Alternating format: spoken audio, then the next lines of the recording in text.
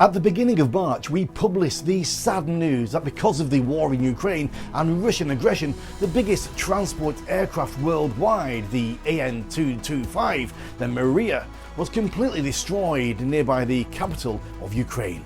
But aviation life doesn't like this emptiness, and just a few weeks later we have these stunning shots for you. Air-to-air video of the Stratolaunch aircraft, the world's largest airplane by Wingspan ever existed. Shot from a Cessna Citation Bravo chase airplane during Rock's 5th test flight on Wednesday shows never-before images of the 6-engine air-to-launch carrier flying near California's Mojave Air and Spaceport. Pilots Ivan Thomas, Steve Rainey and flight engineer Jack Riley put Rock through its paces during a nearly 5-hour flight that included tests of the airplane's 8 landing gear assemblies, as well as its autopilot and yaw augmentation system. Well, that's big news for the beginning of this big show. My name is Regan Tetlow, and this is the 9th episode of the 11th season of Sports News, a programme that brings you only confirmed and the most interesting news from the world of aviation and airsports. You can support us in many ways, but mostly via Patreon, becoming a co-founder of this great project. Check the details by clicking on the link in the description. Now let's get on with the show.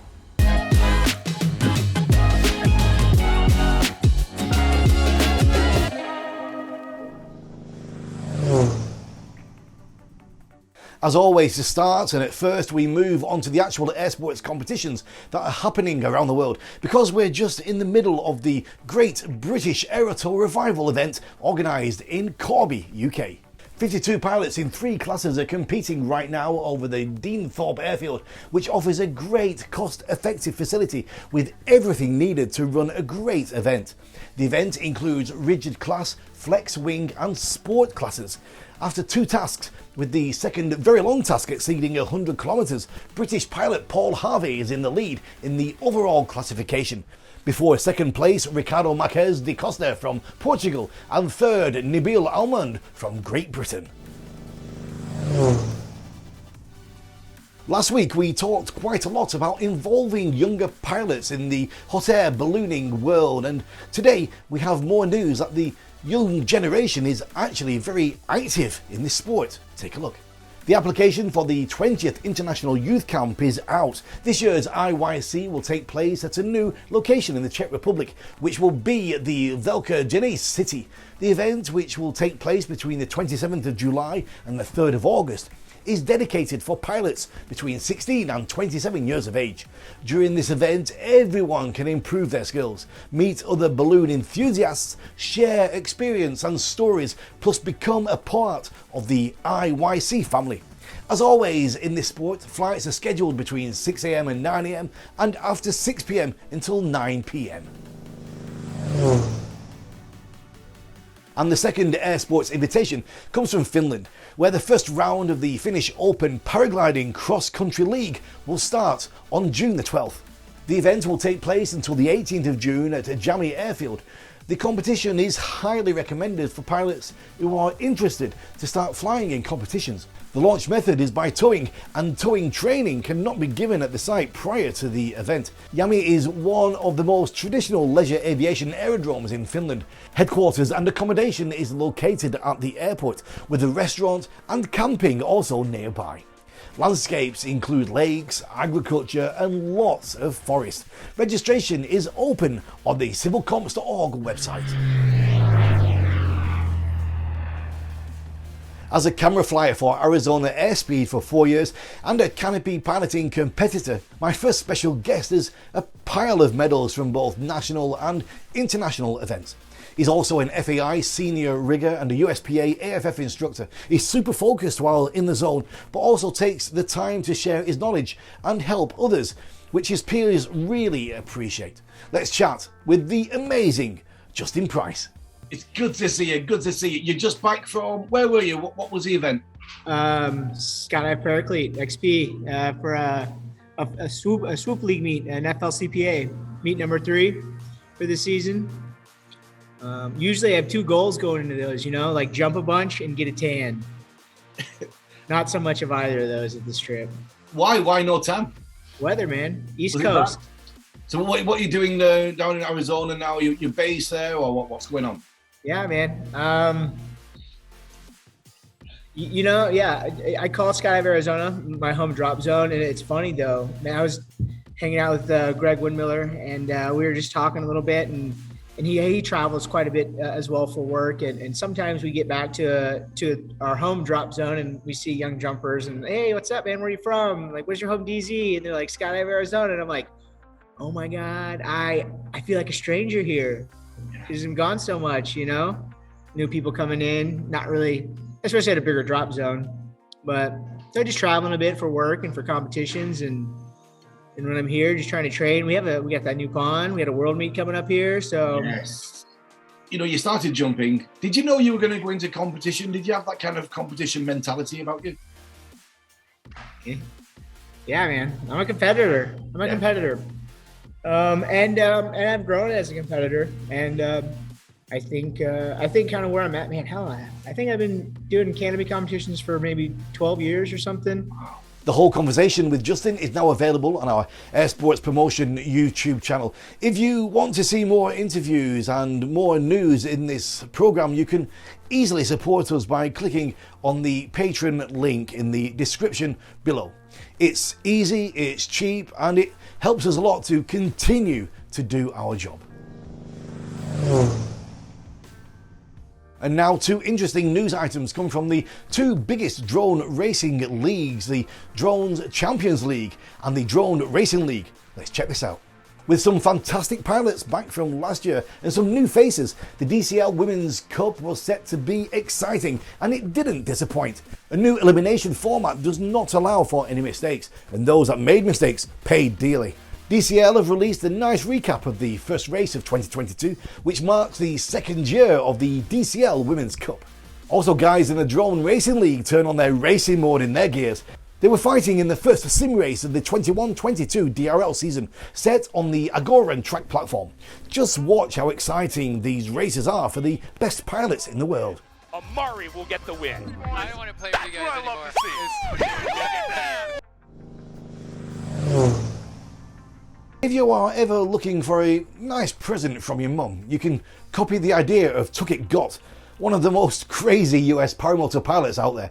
He just decided to take his mum for a flight. Take a look. Yeah. Just yell if you see air traffic coming directly at us. Oh, don't worry. I will.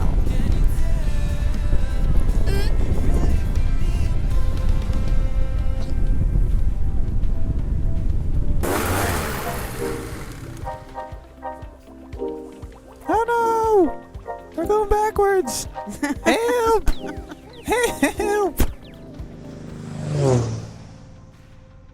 For the first time in the US, a student pilot has earned a private pilot certificate using an electric aircraft. Shane Fisher performed his check ride in Pipistrel's battery-powered Velis Electro.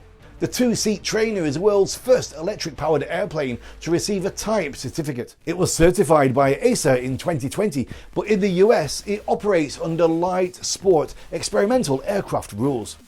The achievement serves as a reminder of recent leaps forward in the development of battery-powered electric aircraft. Textron's $235 million purchase of Pipistrel this year speaks volumes about the market's view on the future of electric flight. Now let's stay in the world of fixed-wing aircraft, but in a more high-performance category. My second special guest this week is a great Czech aerobatic pilot of the younger generation. He's very excited about the upcoming aerobatic season, and let's chat a little bit with Jan Jilic. Beautiful sunshine. Jan Jilic joins us in the Czech Republic, right? Yeah, that's correct. We are in Havlíčkův Brod. It's in the middle of Czech Republic, and we started today our acro camp. So we will spend here 1 week. Yes. Flying and flying. You're starting the week now? Yes. Today we started and yes. We will finish Friday this week.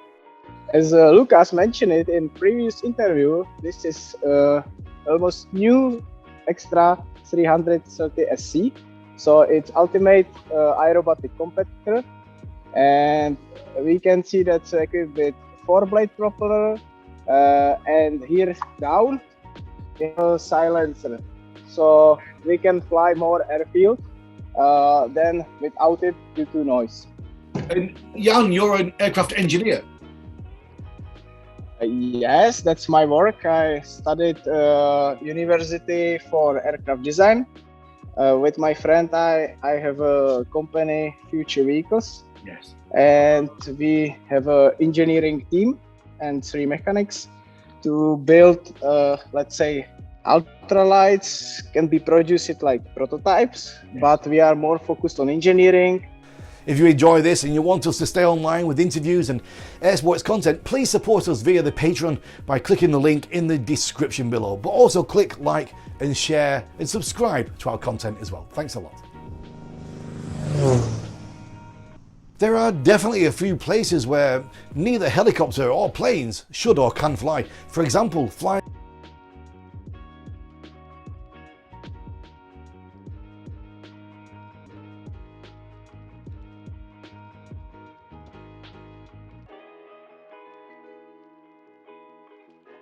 These shots were recorded during Israel's 74th Independence Day celebration using an FPV drone with a GoPro camera mounted on it.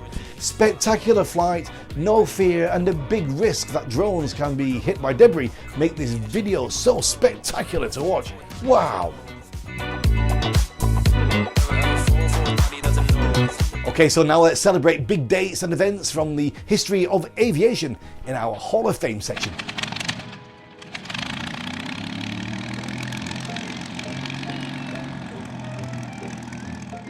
On the 8th of May 1927, famed World War I aviators François Collet and Charles-Eugène Nonguesseur departed Le Bon Airport, Paris, aboard their single-engine biplane, the White Bird.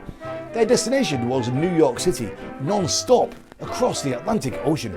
On the 8th of May 1929, pilot Apollo Sukek set an FEI world record for altitude when he flew the prototype Wright Aeronautical Division Apache to 11,930 meters over Nass, Anacostia, Washington, D.C.